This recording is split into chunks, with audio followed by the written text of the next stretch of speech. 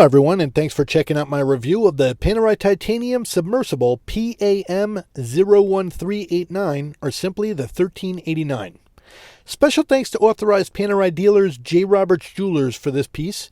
If you're looking for any new Panerai watch, go to jrobertsjewelers.com, give them a call at 856-596-8600. Tell them DougFNJ sent you. They'll take really good care of you, and they'll get a free gift out with your order. Now, on to the unboxing.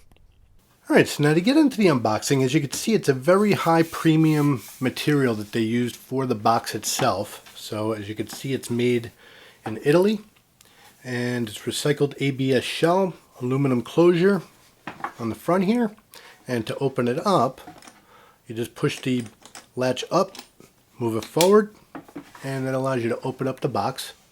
And I'm going to get into the watch itself in a moment, but what you do get is you get these straps which have a Velcro type of an enclosure, so this way you can get infinite sizing. And you have your strap changing tool, splits in half. I'm going to get into that shortly. You have a screwdriver, so this way you can change out the buckle. You have a protective shell for the bezel, and you remove that. Of course, you have the watch. A couple of years ago, I bought a Panerai 1312 Luminor, which I reviewed. I initially went in looking for a 42mm with my mindset thinking 42mm on all of my other watches as ideal. I quickly understood why they say it's a big watch that wears small. The 42mm was too small, the 44mm was ideal. The lug-to-lug makes these watches very wrist-friendly. The 1312 design had me fall hard for the brand, and I wanted to look into expanding the collection. When I went back this time looking at chunkier submersibles, I again looked at the 42mm and confirmed that it was too small for my 7.5-inch wrist. I felt 47mm would be too big, but they persuaded me to try it on. And although it's about as large as I would go, I was blown away at how well it fit. I think the ceramic matte black bezel did the trick. Darker colors on the dial and bezel do make it appear smaller than its large size dimensions on paper. Panerai is a brand that caught my interest years ago. There's a distinct design with the thick cushion case and a signature U-shaped crown guard with large dials that makes it instantly recognizable. There are many different models from Panerai. Some have complications, size differences, materials, and colors, but they primarily remain true to their original design heritage. One big appeal to Panerai is the straps and how easy it is to change them out. This also brought many talented strap makers to the market. I love the history of this brand, and although I'm not going to get too deep into the history here, you could read about it and find it on many reviews and articles. The portion of the history I love is proudly honored on the screw-down back case of the 1389.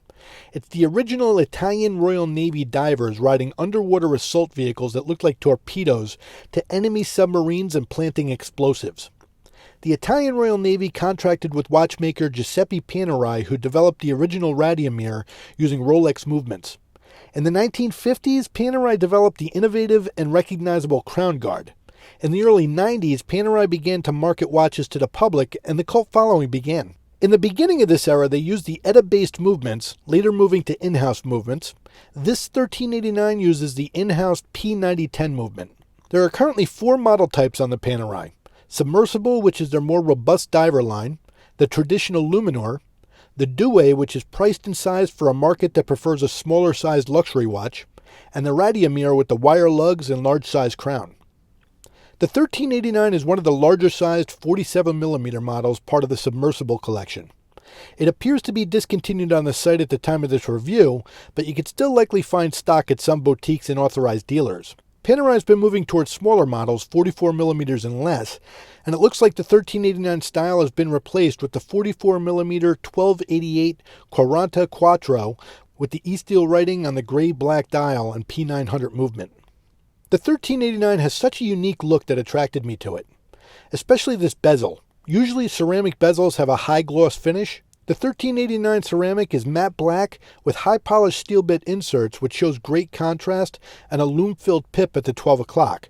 It's a thick titanium coin-edged 60-click unidirectional bezel that's easy to grip and has a nice firm action when you rotate it with a great smooth clicking tactile feedback, as a quality solid dive watch should have.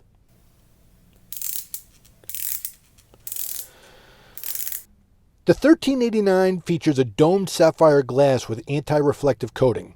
Under the crystal is a matte black dial with the matching date wheel in black and white print at the 3 o'clock position, and a small blue seconds hand in the sub-dial at the 9 o'clock position. The dial shows 3 lines below the 12 o'clock markers showing Panerai Submersible amagnetic, and 2 lines above the 6 o'clock markers showing automatic and 300-meter water resistance in blue and white print. The 1389 has raised pill-shaped stainless steel markers around the dial filled with a thick application of lume. What results is a very bright, full lume that stands out as one of the best. As you can see, the lume is green on the markers, second hand and hour hands. They used blue lume on the minute hand and the 12 o'clock pip, which makes it easier to track dives. If you're just getting into Panerai, you'll hear 2 terms, 1950 style and the Betterini, named after Panerai designer Alessandro Betterini. What they're referring to is the case style. A 1950 case has a trademark stamping on the crown guard and the bowl-shaped curves along the sides. The Betterini style case has no trademark stamp and a flat polish finish on the side. The 1389 features the U-shaped crown guard. To me, this is better than the screw-down crown with the possibility of cross-threading while screwing the crown in. The crown has a lever that, closing it, pushes the crown into place to complete the seal for the 300-meter water resistance.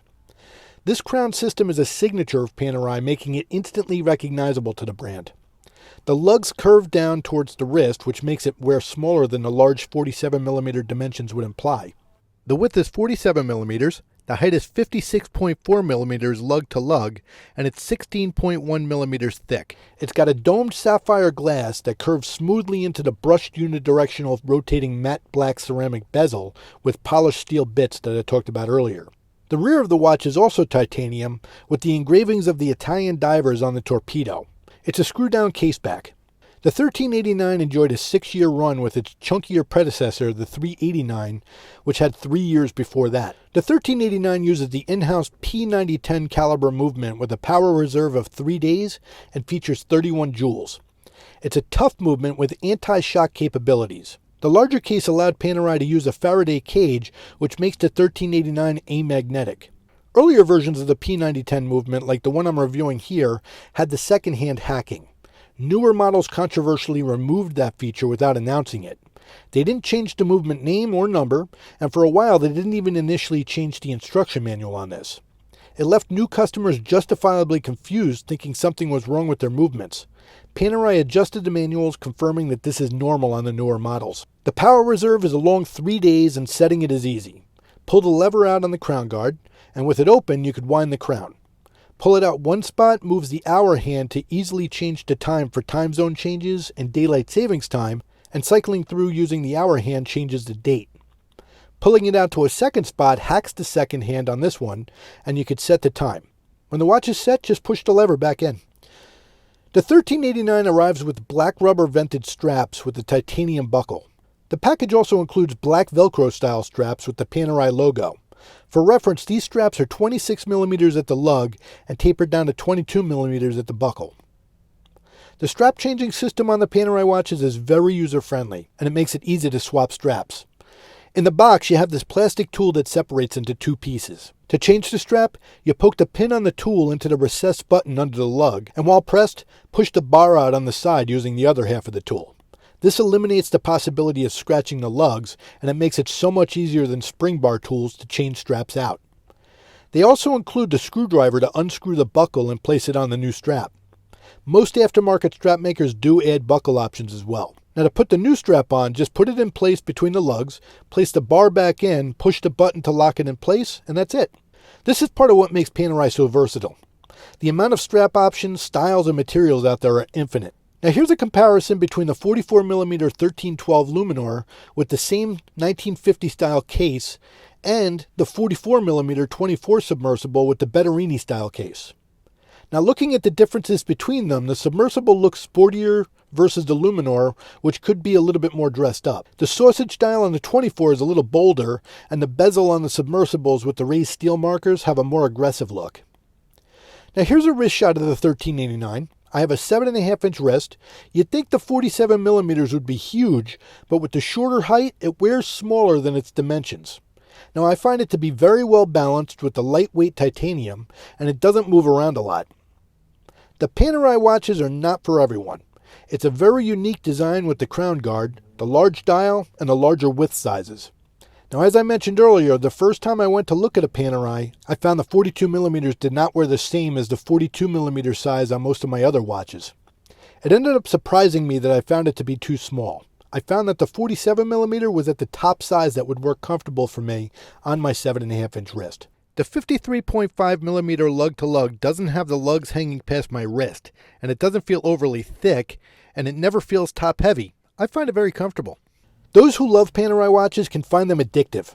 Along with the Panerai forum on Watch You Seek, there's a whole community dedicated to the love of the Panerai brand and styles called the Paneristi.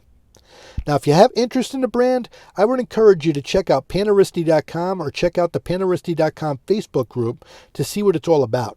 It's a great group of people and a lot of information on the brand and all the watches. Many members have multiple Panerai watches, and there's a fantastic selection of strap makers that you can find there. So what are your thoughts? Leave a comment below. I love to read every comment, and I try to respond to them all. Now, if you like this review, please click the thumbs up, subscribe, and hit the bell to be notified of future videos. You can also find me on Twitter at DougFNJ, and you can find me on WatchYouSeek.com, which also has a great Panerai section. And of course, you can find me on Paneristi.com, also as DougFNJ. So I'd like to once again thank jrobertsjewelers.com. If you're looking for a Panerai watch, call them at 856-596-8600. Launched my website, so visit DougFNJwatches.com. Use discount code DougFNJ. I'll give you 15% off your order there as well. As always, I want to thank you so much for watching. Be safe and have a great day.